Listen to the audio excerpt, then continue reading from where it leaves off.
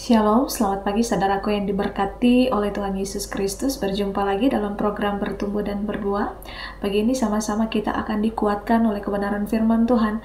Dan tema yang saya sampaikan buat saudara semua di pagi ini dengan tema Tuhan membuka pintu bagi kita.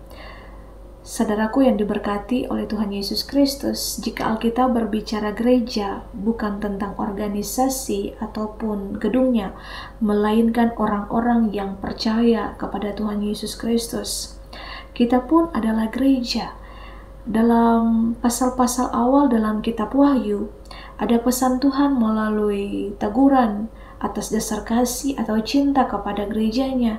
Beberapa di antaranya yaitu kasih mula-mula kita kepada Tuhan maupun orang-orang terkasih bisa saja hilang, apalagi apabila tidak kita pelihara itu. Orang yang jatuh cinta seharusnya selalu on fire atau berapi-api, rela berkorban dan tahan menderita. Demikian pula kita ketika kita bersungguh hati untuk kita mengikut Kristus. Demikian pula ketika kita kepada Tuhan maupun kepada orang-orang terkasih kita. Tetapi setelah bertahun-tahun kasih mula-mula itu mulai pudar. Kenapa kasih mula-mula itu? Mula-mula yang tadinya cintanya berapi-api, dia mulai memudar. Itu karena cintanya makin hari makin hilang. Karena apa? Banyak orang Kristen hari-hari ini juga tidak tahan terhadap yang namanya penderitaan. Tuhan tidak pernah menjanjikan hari-hari kita tanpa penderitaan ataupun tanpa masalah dan semua akan berjalan baik-baik saja. Tentu saja tidak. Jika ikut Tuhan, kita mesti yang namanya pikul salib, kita menderita. Orang Kristen dapat menjadi kuat bukan karena tidak adanya penderitaan, tetapi justru seperti pelaut yang semakin andal karena melewati badai. Tuhan pun bekerja lewat penderitaan dan pergumulan hidup kita. Hidup kekristenan kita mesti seimbang, ada berkat dan ada juga pergumulan. Tuhan juga menegur kita tentang yang namanya kompromi yang gereja lakukan terhadap nilai-nilai dunia ini. Kita hidup di dunia ini bukan berarti cara hidup kita pun seperti dunia ini. Sebaliknya, kita harus mempengaruhi orang-orang dunia. Kita pun tidak bisa menyenangkan semua orang, sebab pasti ada saja yang menyukai ataupun membenci. Tuhan juga menegur gereja yang sekarat. Ada juga gereja yang mengaku karismatik, tetapi padahal ibadah pujian dan penyembahannya itu tidak hidup dalam kehidupan sehari-hari. Tuhan juga menegur gereja yang suam-suam kuku. Banyak orang Kristen yang hari-hari ini makin banyak abu-abu, setengah-setengah atau suam-suam kuku. Tuhan mau identitas kekristenan kita ini jelas dan benar. Kalau hidup kita tidak selaras dengan firman Tuhan dan kehendaknya Tuhan, kita pasti akan dimuntahkan oleh Tuhan. Dalam kitab Wahyu dituliskan, dan tuliskanlah kepada malaikat jemaat Philadelphia, inilah firman dari yang kudus yang benar, yang memegang kunci Daud. Apabila ia membuka, tidak ada yang dapat menutup. Apabila ia menutup, tidak ada yang dapat membuka. Aku tahu segala pekerjaanmu, lihatlah aku telah membuka pintu bagimu yang tidak dapat ditutup oleh seorang pun. Aku tahu bahwa kekuatanmu tidak seberapa, namun engkau menuruti firmanku dan engkau tidak menyangkal namaku. Di dalam Wahyu pasalnya yang ketiga ayat yang ke-7 sampai ayat yang ke-8.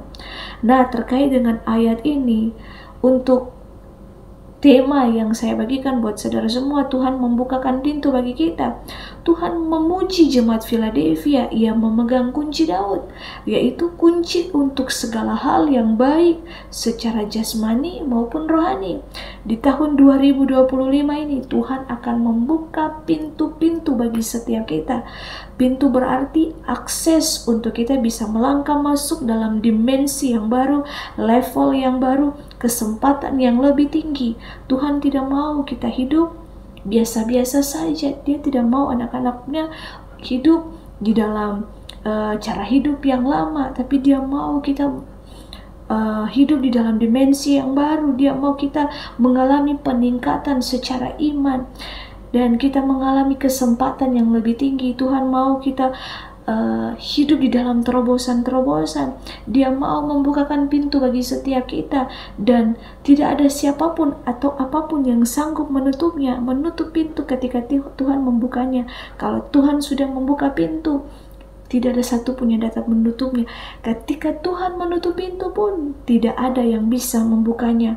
Kalau iblis menutup pintu, percayalah, Tuhan sanggup membukakan pintu-pintu itu bagi setiap kita. Faktor yang membuat Tuhan membuka pintu adalah ketika Dia dapati kita setia, kita taat melakukan kehendak-Nya. Banyak orang pintar dan ahli, tetapi sedikit orang yang setia. Jadilah orang yang setia, agar apa? Pintu-pintu dalam hidup kita dibukakan oleh Tuhan. Setia adalah komitmen untuk tetap bersama-sama dalam setiap musim kehidupan kita. Dan untuk itu, kita tidak akan pernah kehilangan yang namanya kesempatan yang Tuhan sudah berikan kepada kita ketika kita setia. Komitmen kita itu yang akan membukakan pintu-pintu yang tertutup. Dan meski ini tidak mudah, ada banyak tantangan, tapi tetaplah kita bersama-sama. Ujian kesetiaan pun ada ketika kita hidup di dalam kehendak Tuhan. Mari kita belajar dalam perkara-perkara yang sederhana, setia dalam perkara-perkara yang kecil, dan Tuhan akan menepati janjinya. Dia akan mempercayakan hal-hal yang besar bagi setiap orang yang setia kepadanya. Mari kita konsisten dalam iman dan pengharapan dan kasih kita kepada Tuhan. Kita punya hati yang murni, hati yang tulus, yang sungguh-sungguh kepada Tuhan, agar Tuhan membukakan pintu bagi setiap kita. Mari kita melangkah dengan dimensi yang baru. Di tahun 2025 ini akan banyak sekali pintu yang Tuhan bukakan bagi setiap kita. Di bulan-bulan yang akan datang, di tahun-tahun yang akan datang, Dia sanggup dan Dia masih bekerja dalam setiap kehidupan kita. Kiranya firman Tuhan di pagi ini membukakan mata rohani kita, menguatkan setiap kita, dan kita mau berjalan dalam iman dan percaya kita kepada Kristus dengan kesungguhan hati. Tuhan memberkati, dan Dia memampukan setiap kita untuk melangkah dengan iman, terus dan terus berjalan di dalam tuntunan kuasa-Nya. Tuhan Yesus memberkati. Emmanuel.